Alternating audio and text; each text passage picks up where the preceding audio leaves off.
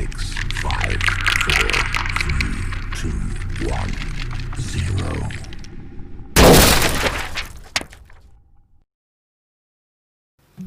Hello students, welcome to all in science class.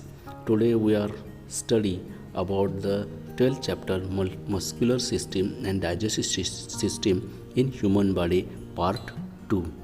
Let us we discuss about the digestive system. Digestive पचन संस्था.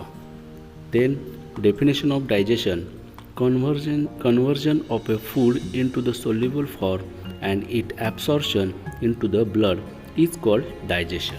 खाल्लेल्या अन्नाचे रूपांतर विद्राव्य घटकात होणे आणि ते रक्तात मिसळणे या क्रियेला अन्नपचन असं म्हणतात. The digestive system consists of alimentary canal and digestive glands. पचन संस्थेमध्ये अन्ननलिका आणि पाचकग्रंथी यांचा समावेश होतो. The total length of the alimentary canal is about 9 meters. Its main parts are the mouth, pharynx, oesophagus, stomach, small intestine, large intestine, rectum and anus. अन्ननलिकेची एकूण लांबी ही 9 metre असते. त्यात प्रामुख्याने मुख, ग्रसनी, ग्रासिका, जठर, लहान आतडे, मोठे आतडे, मलाशय आणि गुदद्वार यांचा समावेश होतो. The salivary glands, liver and pancreas are the digestive glands connected to the alimentary canal. लाळग्रंथी, यकृत, स्वादुपिंड या काही पाचक ग्रंथी अन्ननलिकेशी ठराविक ठिकाणी जोडलेल्या असतात. Different organs of a digestive system systematically perform for the function of digestion. पचन संस्थेतील वेगवेगळे इंद्रिय अन्नपचनाचे काम पद्धतशीरपणे करत असतात. अन्नपचनाच्या क्रियांचे वेगवेगळे टप्पे आहेत आणि प्रत्येक टप्प्यावर काम करणारे पचनेंद्रिय वेगळे आहेत आणि विशिष्ट टप्प्यातील ती इंद्रिये त्या पद्धतीने काम करत असतात. Let us study the structure and function of each organ of the digestive system. आता पचन संस्थेतील इंद्रियांची रचना व कार्य आपण पाहूया. फर्स्ट, टीथ म्हणजे दात. There are 4 types of teeth, namely incisors, canines, premolars and molars. Each type of teeth has a specific function. Each tooth is covered by a hard substance is called enamel. अन्नपचनाची सुरुवात मुखातील दातांच्या कार्यापासून होते. दातांचे मुख्यत्वे पटाशीचे, सुळे, दाढा, उपदाढा असे प्रकार पडतात. प्रत्येक दातावर ॲनॅमल या कठीण पदार्थाचे आवरण असते. ॲनॅमल हे कॅल्शियमच्या क्षारापासून बनलेले असते. सॅल्व्हिया contains an enzymes called trypsin or a salivary amylase. Phytalins converts starch into the sugar called as a maltose. लाळेमध्ये टायलिन नावाचे विकर असते, त्यामुळे स्टार्चचे पिष्टमय पदार्थ रूपांतर माल्टोज या शर्करेत होते. आकृतीत दाखवल्या पद्धतीने वेगवेगळ्या प्रकारचे दात आपल्यामध्ये दिसतात आणि त्यांची आकृती आपल्याला सांगता येते. त्याच पद्धतीने प्रत्येक दाताचं वेगळं असं फंक्शन आपल्याला सांगता येतं. नाव सेकंड, माउथ, तोंड. Digestion of a food begins in the mouth. Food is a chewed with the help of teeth in to very small pieces. तोंडात अन्नाचा घास घेतल्यापासून त्याच्या पचनक्रियेला सुरुवात होते. तोंडातील अन्न दातांनी चावले जाते, त्यामुळे त्याचे बारीक बारीक तुकडे होतात. Second, salivary glands. Saliva is produced in the salivary glands into the mouth cavity located in the front of the ears near the pharynx and below the tongue. It is carried to the mouth via duct. It is mixed with the food during the process of chewing. लाळ ग्रंथी आपण त्याला म्हणतो सॅलिव्हरी glands. लाळ ग्रंथी कानशिलाजवळ आणि घशाजवळ जिभेखाली असलेल्या वेगवेगळ्या ग्रंथीमध्ये लाळ तयार होते. तेथून ती नलिकेच्या तोंडात येते.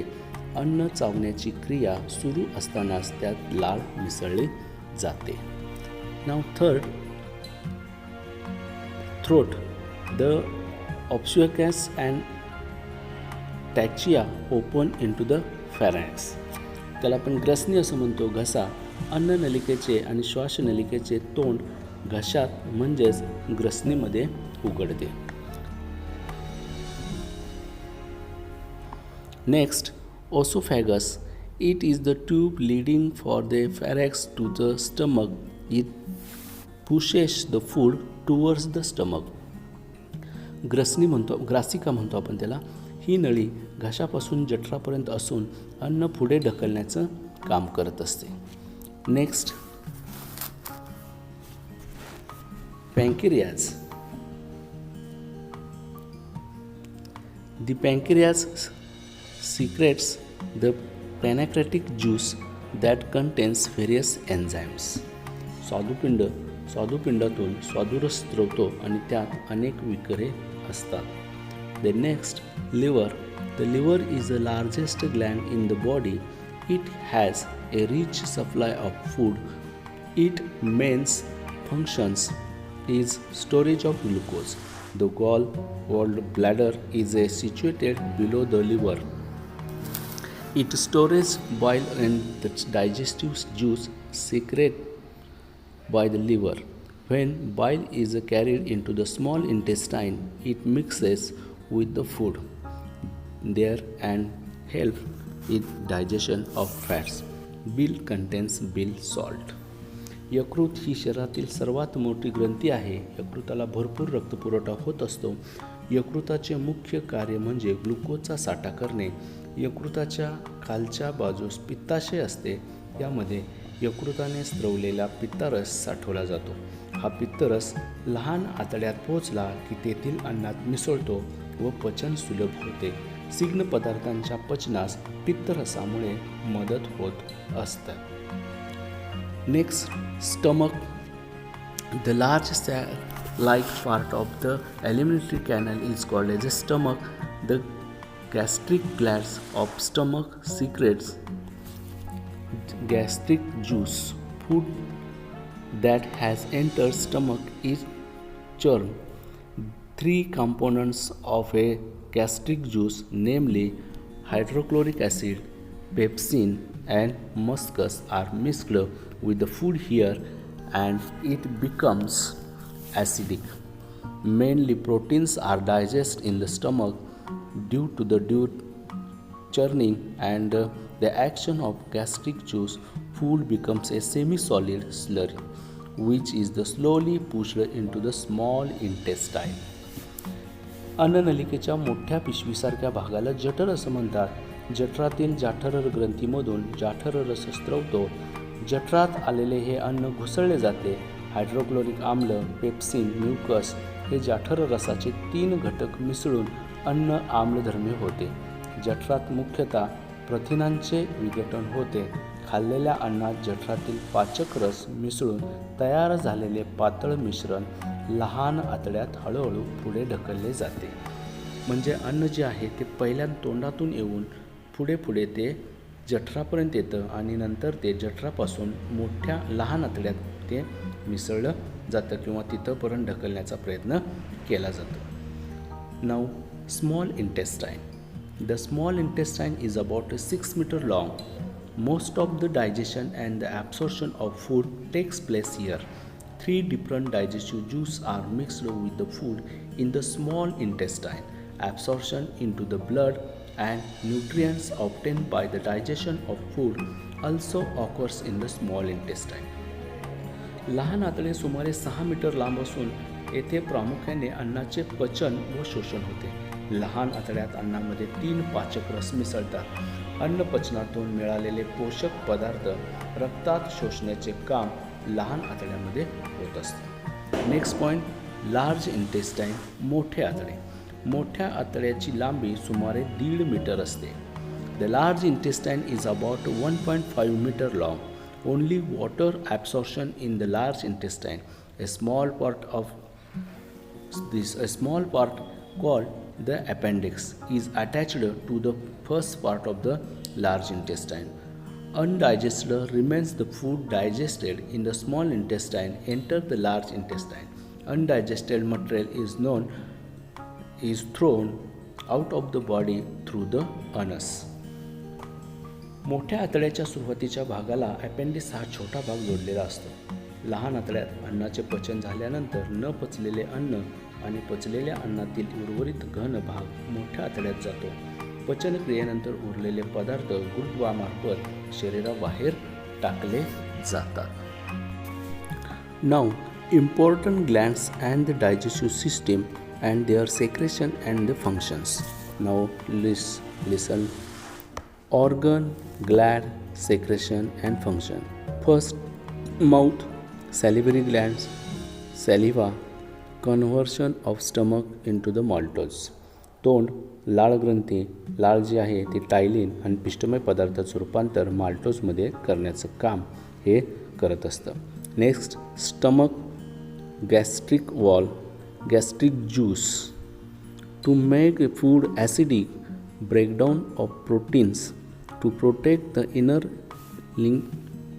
lining of stomach from hydrochloric acid.